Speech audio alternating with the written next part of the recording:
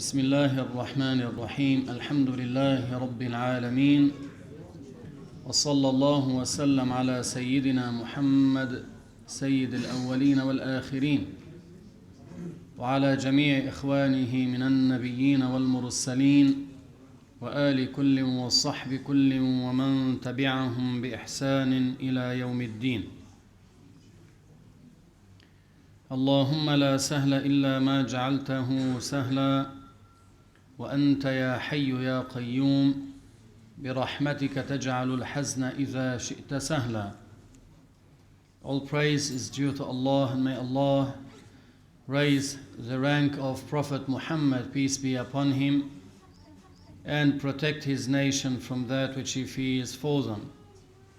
Dear brothers and sisters in Islam, let us first have the proper intention in our hearts to attend the lesson for the obedience of Allah subhanahu wa ta'ala. In our previous lesson, we made an introduction about the chapter of selling transactions and other dealings as written by Al-Qadi Abu Shuja, who was a prominent figure in the school of Imam Shafie radiyallahu anhu. In this chapter, Al-Qadi Abu Shuja talks about the different types of transactions to indicate which transaction complies with the rules of the religion and which one does not. We did mention as well that unfortunately most of the dealings and transactions conducted these days do not comply with the rules of the religion. And when one gets involved in a transaction that does not comply with the rules of the religion, in some cases the money gained from such a transaction is unlawful.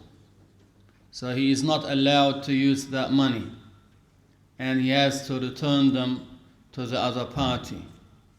For that reason, one should give great attention to this chapter when learning about the different types of transactions and dealings. Al-Qadi Abu Shuja said what means selling is three types of transactions: selling an observed item, and that is permissible; selling an item based on guaranteed description, and that is permissible if the descriptions are found to be as described; and selling an absent item that has not been observed, and that is not permissible. So here in this chapter he is talking about different types of transactions. When you are selling and buying, you need to keep that in mind. Now the first one, when one is conducting a sale, he might be conducting this on a present item that is observed by both the seller and the buyer, and that is permissible. Or he might be conducting a sale based on guaranteed description. And here we have two types of sales that go under this category. There is one type that is called as-salam, and we'll talk about this in detail later on, inshallah. But here we'll talk about conducting a sale on an item that is sold based on guaranteed description by the seller, when in fact the buyer has not observed the item. And the third type is when conducting a sale based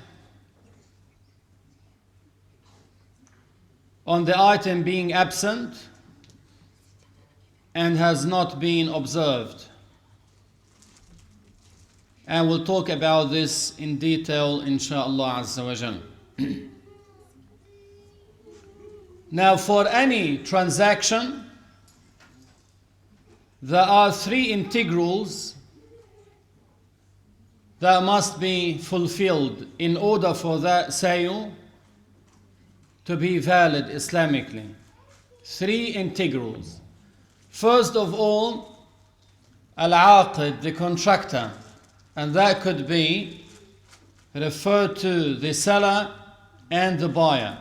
So that's the first integral. We need to have a seller and a buyer. They call this the contractor, the one who is conducting the sale. Keep that in mind. Seller and buyer. So if one is missing, then the transaction is invalid. Such as with details, when we talk about, you might think about buying an item from a vending machine. Now there is a buyer, but there is no seller. It's a machine. So here the transaction takes place between a human being and a machine. And many scholars talked about this in regards of missing this integral, that there is no seller in this case, the one who is conducting the sale, and that renders the sale invalid. So first, there must be a contractor, seller and buyer, both by which the sale is conducted. Second is as-sigha, the exchange of verbal consent.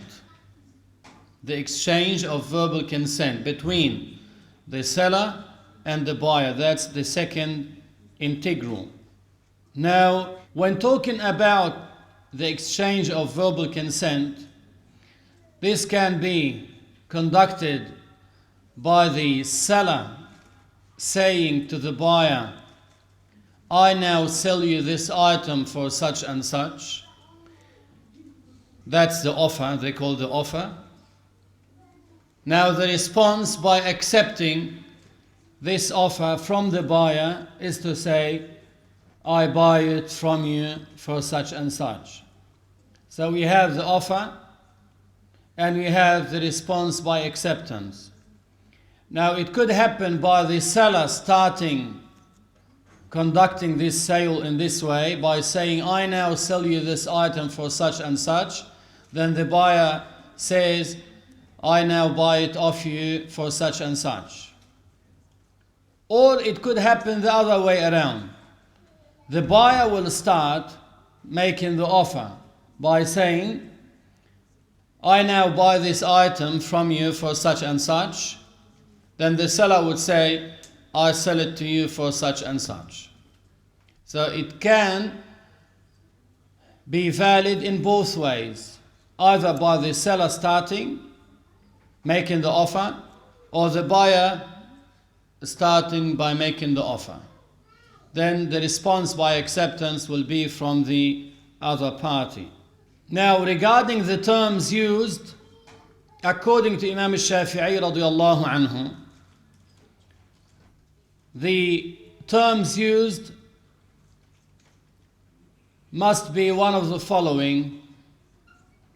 Bi'tuka, I now sell you this item for such and such. Or mallaktuka, meaning I transfer the ownership of this item to you for such and such. So he becomes the owner. So the meaning of selling is embedded in this sentence that the seller has used, or the like. Now the buyer would say, I accept, that's fine, or I buy it from you for such and such, and that is fine as well.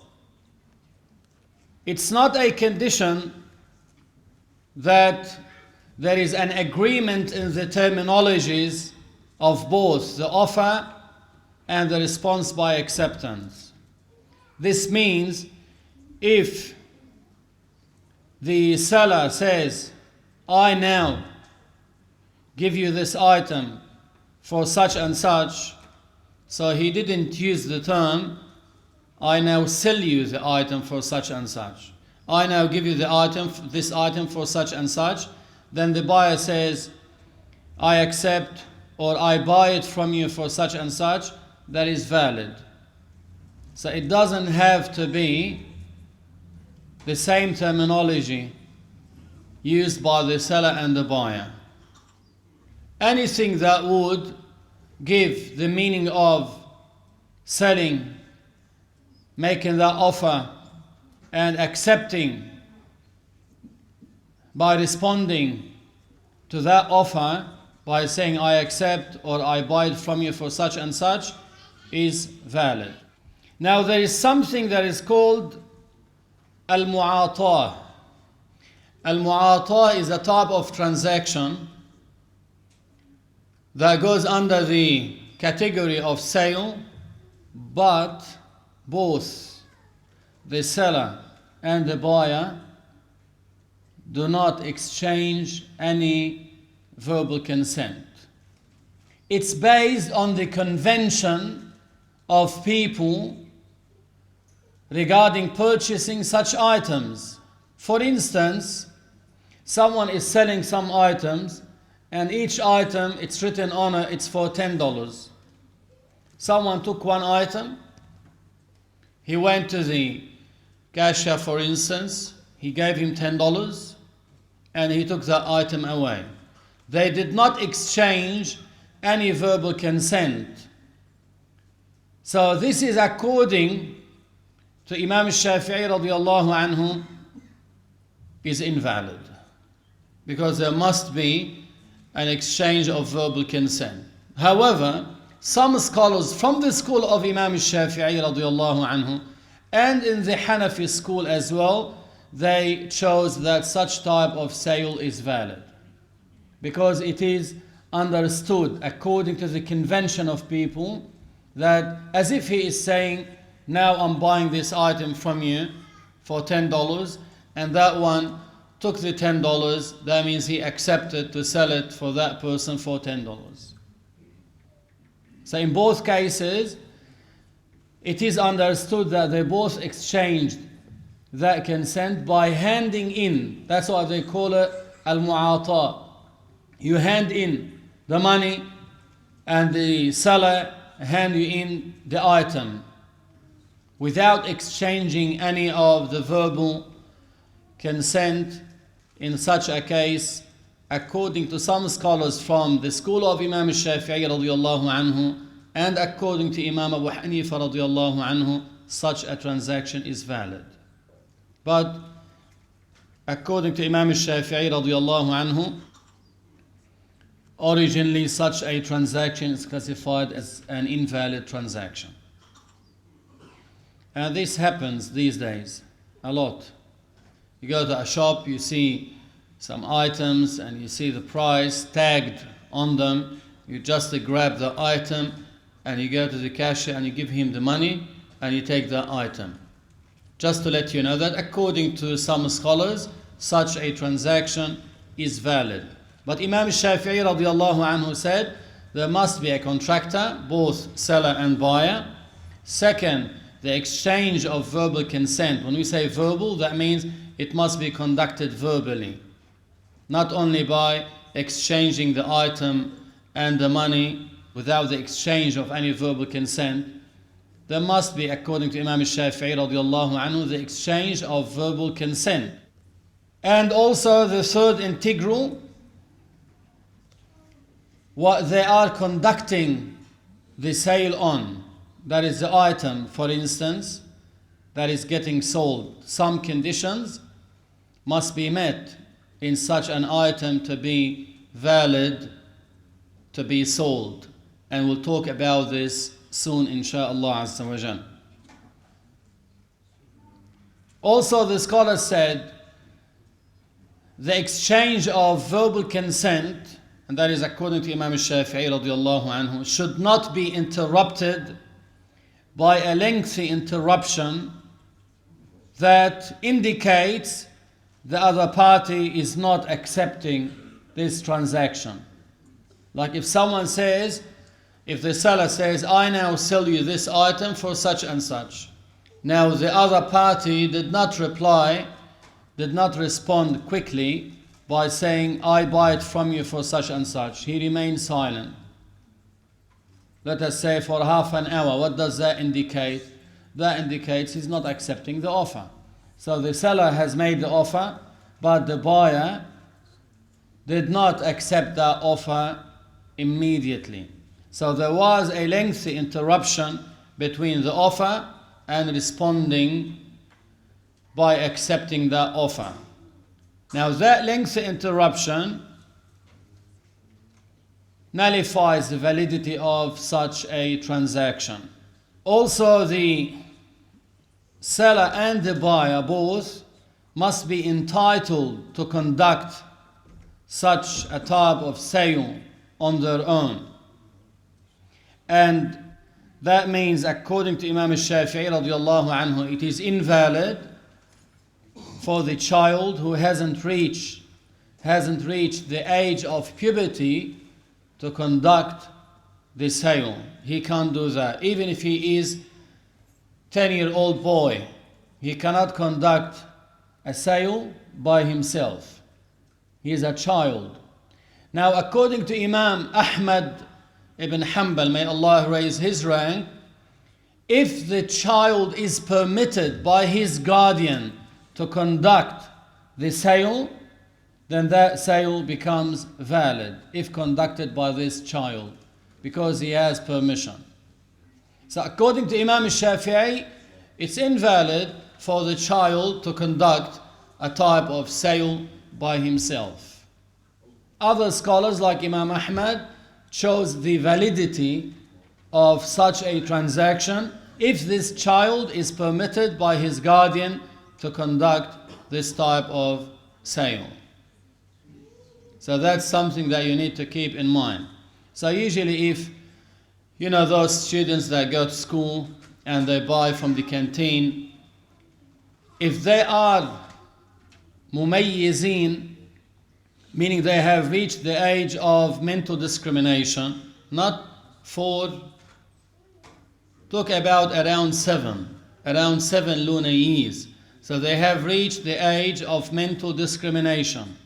Once they reach that age, if they are permitted by their guardians to buy and sell, then they are allowed.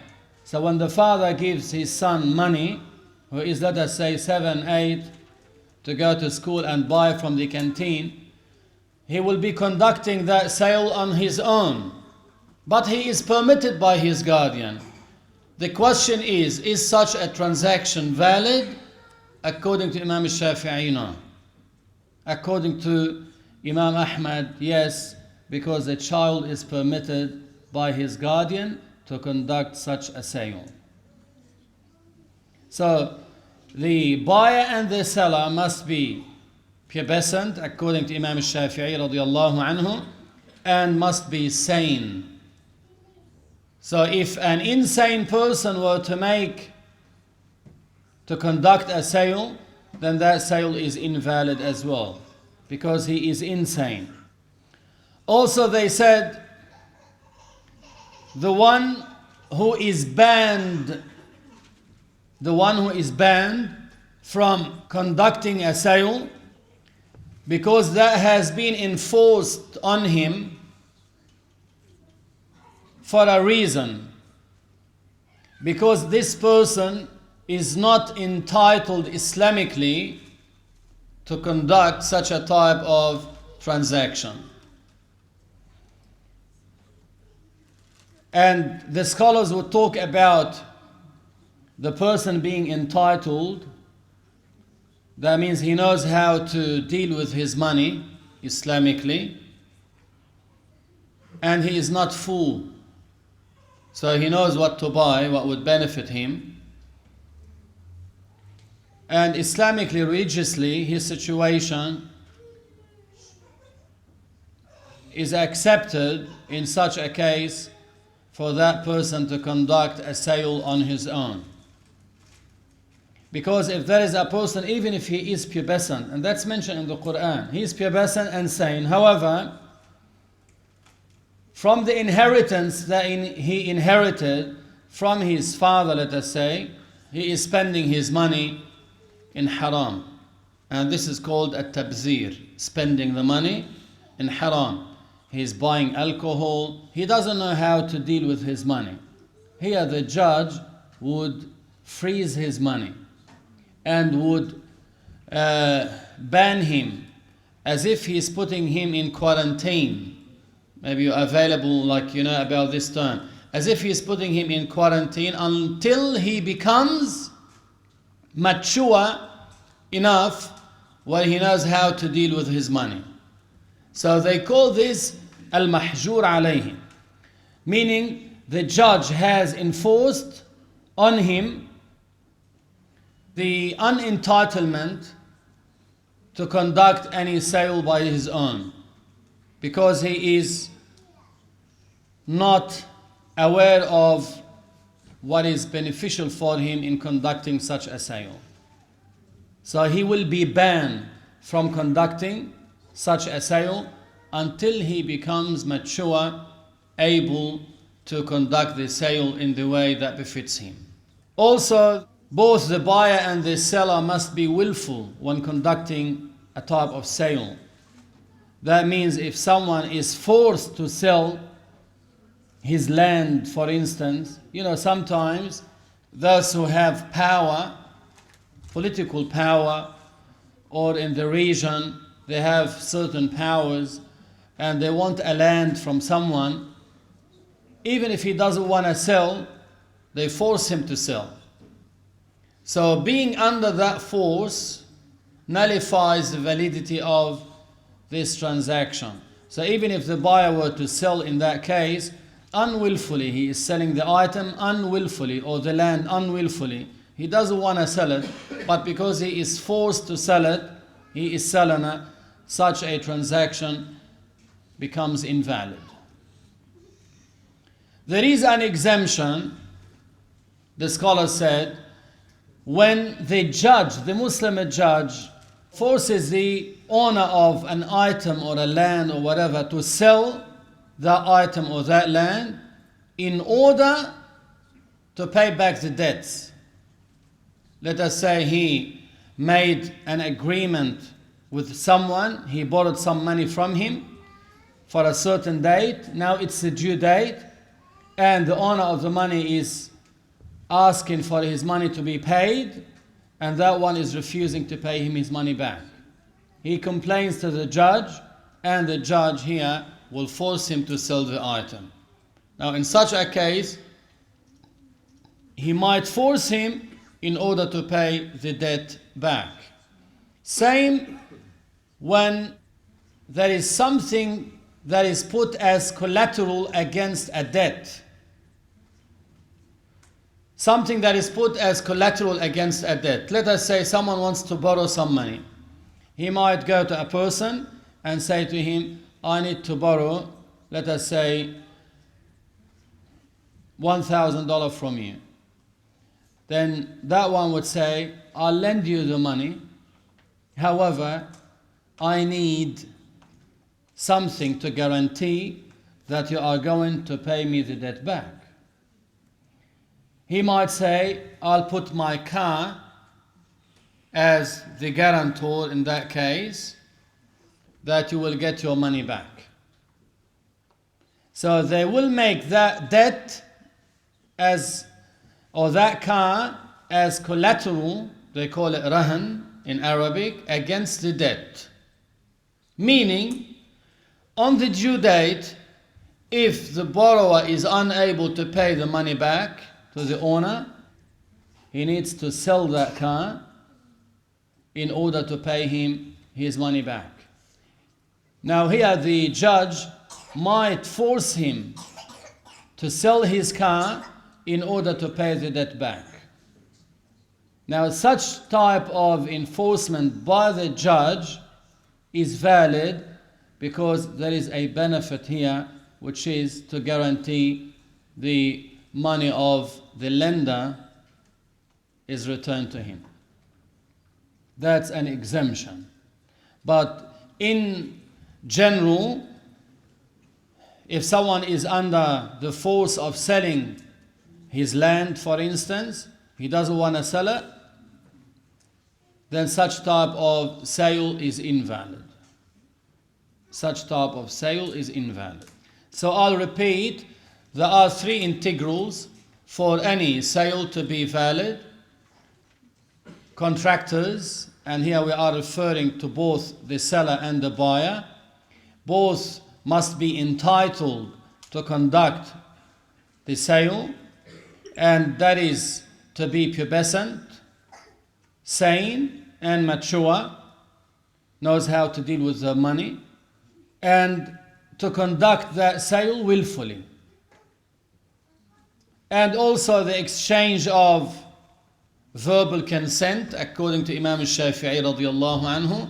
And lastly, the item they are conducting the sale on must be Islamically valid to conduct the sale on it.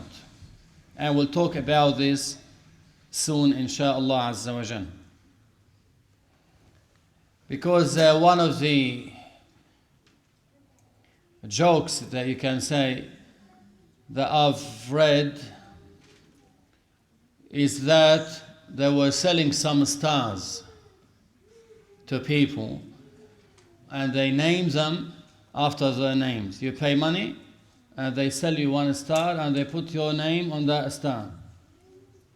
They don't own the star to sell it in the first place. So here, the item they are conducting that sale on did not fulfill the conditions for valid and proper sale. In that case, it is invalid. Or something that has no benefit, and so on. We'll talk about this soon, inshallah. So that's the first type. The second type, selling an item based on guaranteed description, and that is permissible if the descriptions are found to be as described. And here we have two types of sales as we mentioned. The first one is called as-salam. As-salam is when the seller, we'll talk about this in detail, the seller does not have the item at present. However, he commits himself to provide the buyer with that item with known and guaranteed descriptions at a later time. This is called as-salam. So one will be handing in the money to the seller, and the seller will commit himself to provide the buyer with that item or the product with guaranteed descriptions at a later stage. And they specify the time, they specify the place, and so on. We'll talk about this later, inshallah. This is called a salam transaction. It has its own conditions. Now the other type, here we're talking about it, is that when they conduct the sale on an item that is either not observed by both the seller and the buyer or by one of them. And in that case, we have different sayings for the scholars regarding this type of transaction. So if someone were to say to you, you are looking for a car to buy, and he says to you, I have a car in the garage. I sell you the car in the garage for $10,000. So you haven't seen that car. You don't know what make or model that car is, what year it was made, what's the description. You know nothing about it. So you haven't seen that car. The owner of the car knows about it, everything. But the buyer doesn't know anything about it. So to conduct such type of transaction, on the car that is in the garage when the buyer doesn't know anything about it, such a transaction is invalid.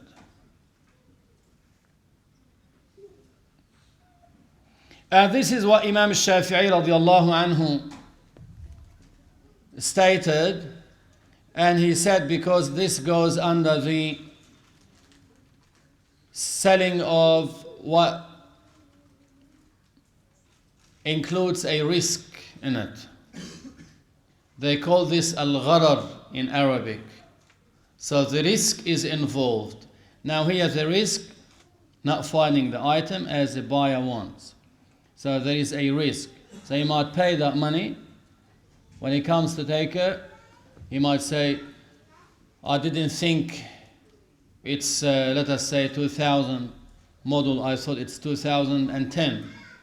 So there is a risk. The dispute will arise in such a case because the buyer hasn't seen that item. And trust me, when you make sure that you conduct every contract according to the rules of the religion, both will be happy. No dispute will be found in such a case because everything has been agreed upon from the beginning. Some people, they say, and that's what they do, someone wants to hire someone to paint the house. He says to him, how much do you want for painting the house? The other one will say, we won't have any dispute about it. I said to them, this is the beginning of the dispute. That's the beginning of the dispute, is to say, we won't have any dispute about it. Now, Islamically, he's hiring your service to paint the house, so it has to be for a certain amount of money that is known. So if you don't specify, you don't mention for that price, it's invalid. Because what's going to happen? He's going to paint the house, then you're going to ask him how much you want. He says $5,000. What? I thought you take 1,000. He says, no, for one room I take 1,000. Then you start having that dispute. Why the dispute has arisen in that case? Because of what? Because of no prior agreement on the price before conducting such a dealing. So that's why if you want to avoid any type of dispute, make sure at the beginning you comply with the rules of the religion that renders such a dealing or transaction a valid one. Now, when they say that the item has not been observed, this means that if it has been observed, but at the time of conducting the contract, it wasn't present, here it is a valid transaction.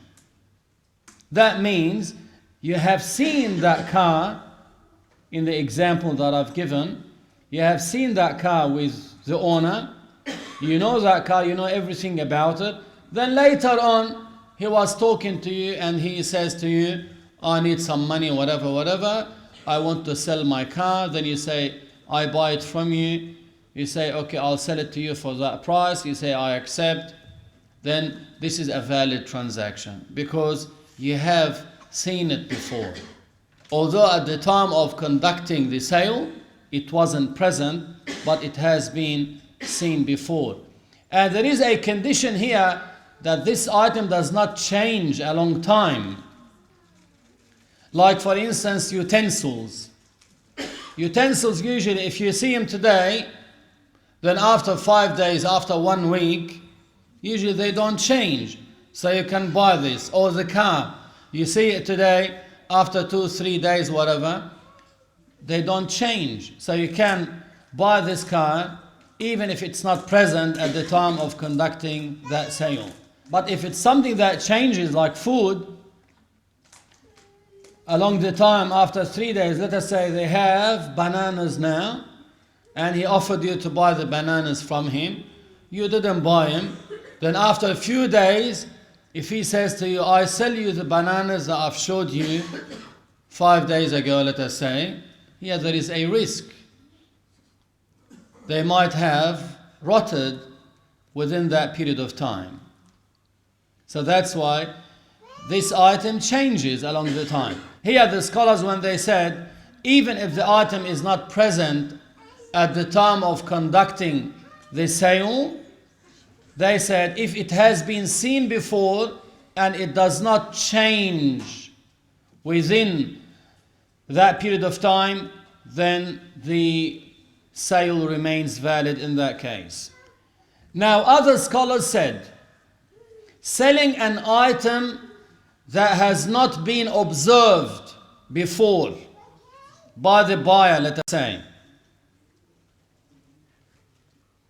As I mentioned now, the seller would sell you a car in his garage. If he tells you, I now sell you my car that is in the garage, it's of that make, that model, that E, whatever. He mentions all the descriptions. It made that amount of kilometers and so on. He explained everything about the car.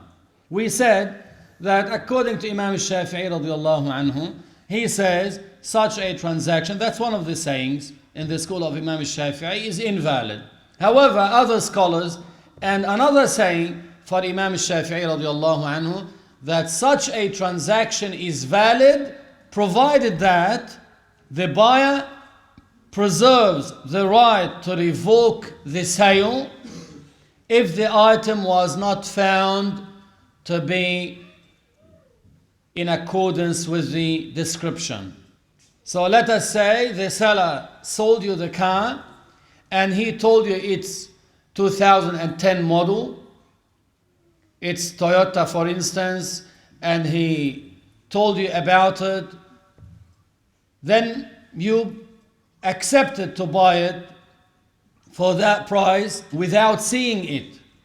Here as a buyer, you have the right to revoke the sale if the item were to be found not agreeing with the description. So you went to check on it and you found that it's not in agreement with the description. Then you can say, I don't want it. Here the seller cannot say to you, but you agreed to buy it. No, here the buyer has the right of choice upon seeing the item. He can,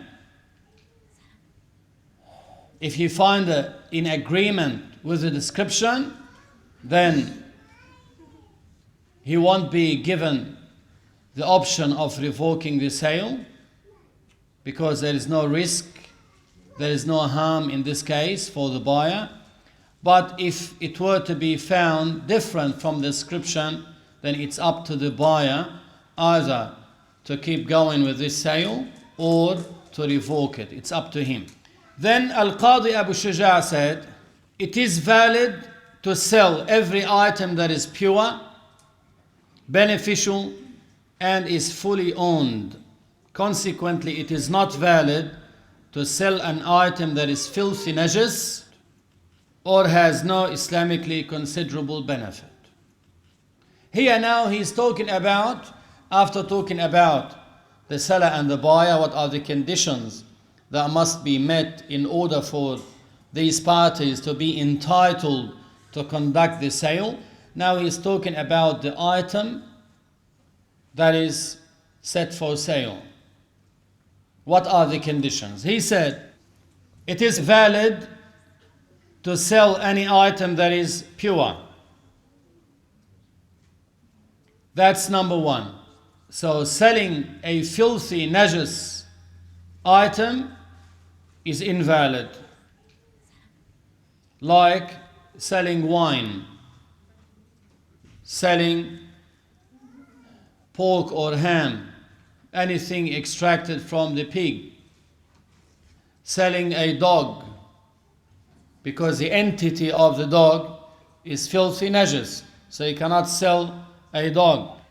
Such as idols that are made by some people to be worshipped other than Allah wal-'iyadhu billah. These idols cannot be sold as well. And the Prophet ﷺ said that in the hadith narrated by Al-Bukhari and Muslim. He said, Allah the Exalted forbade the selling of wine, the meat of dead animals that were not slaughtered according to the Islamic way, or they were not edible. So the meat of such an animal is filthy najas. The pig and the idols. So the Prophet ﷺ in this hadith made it clearly that these items cannot be sold. So even if you were to buy wine for other than the reason of drinking, you cannot have them through the transaction of selling and buying. You know what is in the wine? Mainly the alcohol. They call it the spirits. And that alcohol, you know how they use them now in some hospitals? They use the alcohol for other than drinking. They use them for injuries and the like, for wounds. So these cannot be obtained through buying and selling. They asked the Prophet ﷺ in the hadith, what about the fat of dead animals? Meaning either unedible animals, or originally they are edible but they died without being slaughtered Islamically. So we call these Mata. We call these animals here, these dead animals, Mata. And it's najas, filthy najas. They said to the Prophet, what about the fat of the Mata, these dead animals? People would buy the fat in order to light up the lantern with this fat.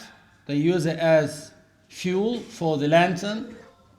This is how they used to use it in the past. Or they paint the ships with them, the boats, the ships with them, because it makes a layer. It's like waterproofing. So they use it as waterproofing substance for the ships, or they might also use it for the leather. Also they use it for the leather. They asked the Prophet, what about buying the fat of dead animals so people can use them to light up the lantern with it, or to paint the ships or boats with them, or to cover the leather with them as well, as a type of protection and the like? The Prophet said, no, it is still haram. So it is still forbidden. So even for other than eating them, you cannot have them through the way of selling and buying. So what about if you want the fat of the dead animal? You cannot buy them through selling and buying. You cannot have them through selling and buying, rather through donation. So you might donate the money, and that person will donate this fat for you. Donation, not through selling and buying. Now if someone says, but I want to buy the dog for guarding, and the Prophet ﷺ allowed one to have a dog for the purpose of guarding. Yes, you can have the dog for guarding, but you cannot sell it or buy it. So you need to have it in other than the transaction of selling and buying. From here we understand that the reason why the Prophet ﷺ forbade these types of sales, because these items, wine, the Mata, the dead body of an animal, either because it's not edible, or either it is edible but it was not slaughtered according to the Islamic way, so it died in other than this way, then you cannot buy it or sell it, and also the pig. And what is common between these three items is that they are all najis, filthy najis. So that's the reason why one is not allowed to sell them and buy them. Now there is something as well I would like to mention. In some countries, I know from our country, they sell blood of human beings. People will go to a place and donate blood. They put them in bags and they store them in what is called blood bank. There is something that is called a blood bank. If a person in need for 3 bags of A positive, B positive, whatever, he would go to that place and will tell them, I need 3 bags. Then they say to him, you have to pay such and such. Now selling the blood of a human being in this way is invalid. But if someone is sick, he needs an operation and they need that amount of blood, what do they do in that case? He can say to them, I'll give you money as donation and you give me these bags to use them. So he will donate the money, not in exchange of the blood. It's not for that reason. So it's gonna be as donation. Now, if this item that is filthy najis cannot be purified in any way, then you cannot sell it. Like what? Yogurt, when najasa falls in it, unexempted filthy najis falls in it, in the yogurt, or in vinegar, then the vinegar and the yogurt becomes najis. Is there a way to purify it? No. There is no way. You cannot wash it. So you cannot purify it in that case. Oil. You have oil. Then let us say a mouse fell into it and died in it. That oil becomes najis. You cannot sell it. You cannot sell it. If it's something that is contaminated with filthy najis substance, however, it can be purified, like a piece of garment with najasa on it. Piece of garment with najasa on it. This can be purified, can be washed and becomes pure. Then you can sell it because the other party can wash it and make it pure. So here the entity of it originally is not najis. It has been contaminated with unexempted filthy najis substance. However, it can be purified. Then in that case you can sell it. Also the other types of fat that is solid, the one that you use in cooking.